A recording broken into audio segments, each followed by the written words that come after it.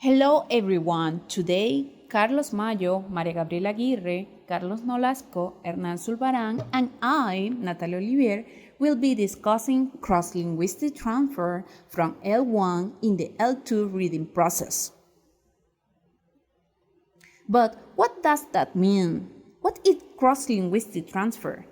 According to CODA 2007, as cited in grade 2009, it is stated that unlike first language reading, second language reading involves two languages. This implies a connection and interaction between two languages when you are reading in a second language. In Grape's words, L2 reading is an ability that combines L2 and L1 reading resources into a dual language processing system. And this interaction, according to CODA 2007, is described as cross-linguistic interaction, in which the transfer competencies will continue to measure through experience with L2 print input. As an English language teacher, being aware of this process may lead to questions such as, how does L2 reading differ from L1 reading?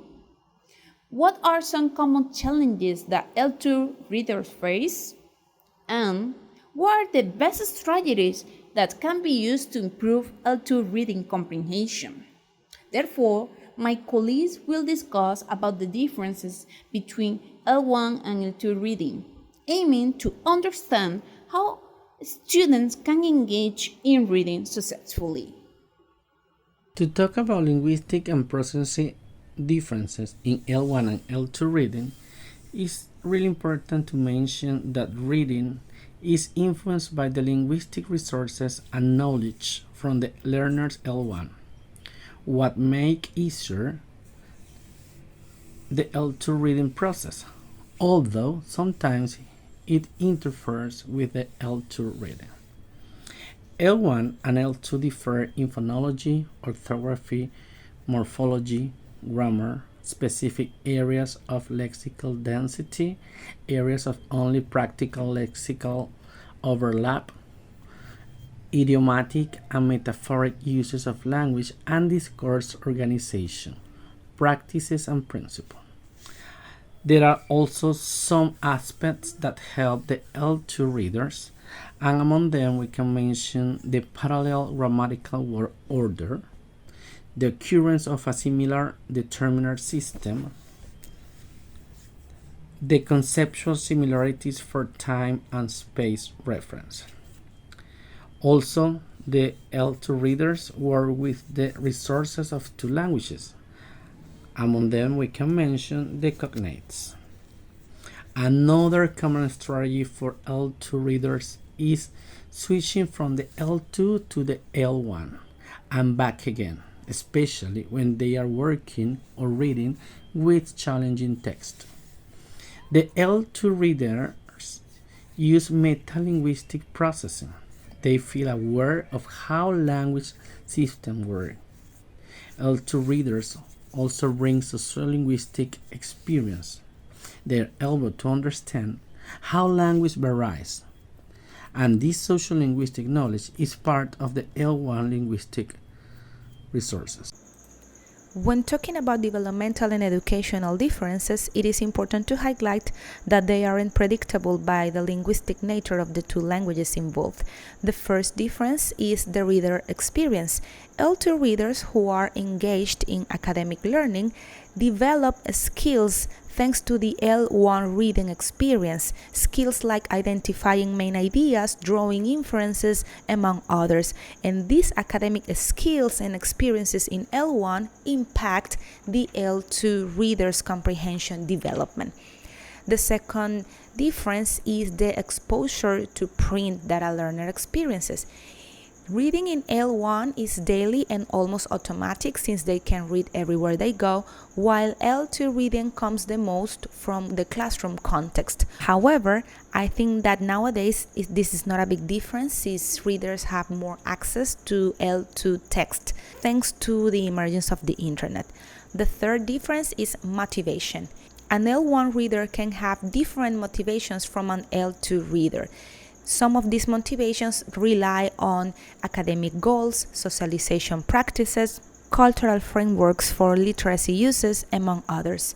The fourth difference is resources. L2 involves a range of supporting sources such as textbooks, dictionaries, cognates that are unique to the L2 learning situation and not to the L1 reading.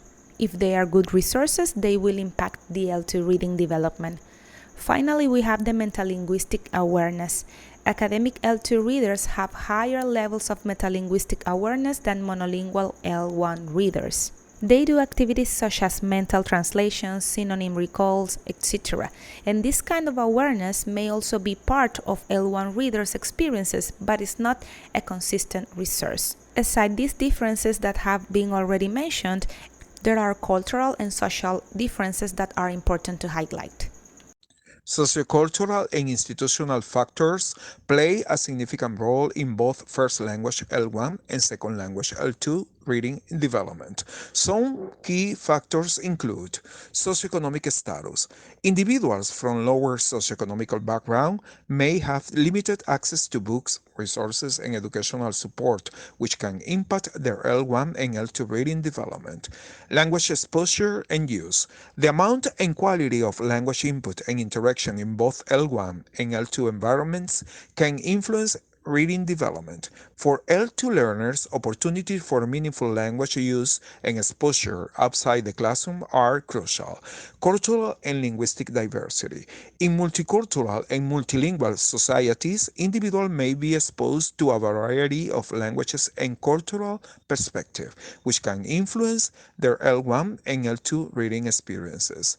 Educational policies and practices. The availability of resources, curriculum design, and instructional approach in schools can also impact L1 and L2 reading instruction and support. Other factors that can greatly influence the L1 and L2 readings are language attitude and identity.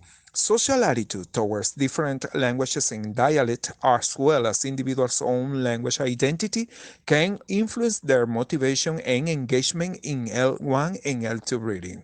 On the other hand, language proficiency and literacy level in L1 and L2 can impact reading development.